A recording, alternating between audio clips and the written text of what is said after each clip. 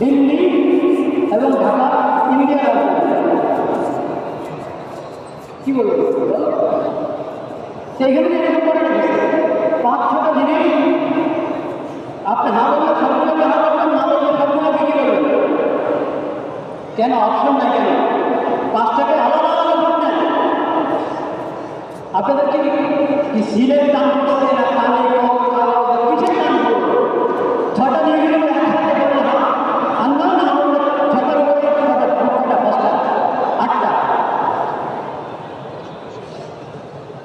আচ্ছা যাই যে কটার উপরে সবগুলোর সবগুলোর না বললে সবগুলোর উপরে কি কেন আলাদা আলাদা করেন না কেন? এমন তো মানুষ করতে পারে সে আপনার 4 টাকা বা 5 টাকা বা যত কথায় আছে তত কোনোটার সাথে একটা কোনোটার সাথে কিনা একমত না। আলাদা আলাদা থাকলে সে আলাদা আলাদা একটা দিতে না।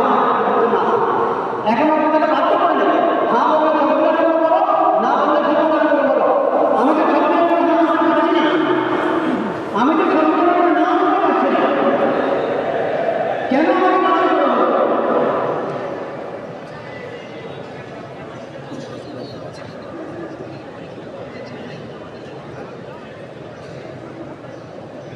একটা পেরেশানি, একটা ভোট দিলে সবগুলো আর না বললে সবগুলো না। কিন্তু আপনার ভয় পাবেন না, আমি তাদের আছে আপনি বুঝে ফেলে বলতে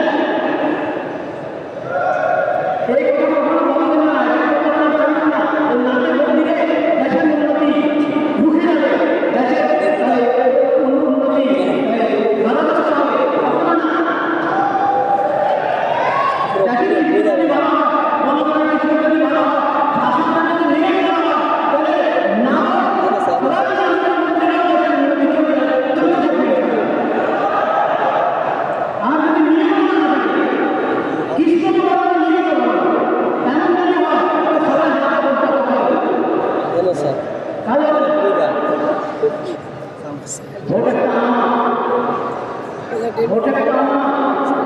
এটাকে বুঝে শুনে দেওয়া একটা অধিকার, এই অধিকার এই অধিকারকে বুঝে শুনে দেওয়া চিন্তা ফিকির করে আল্লাহর কাছে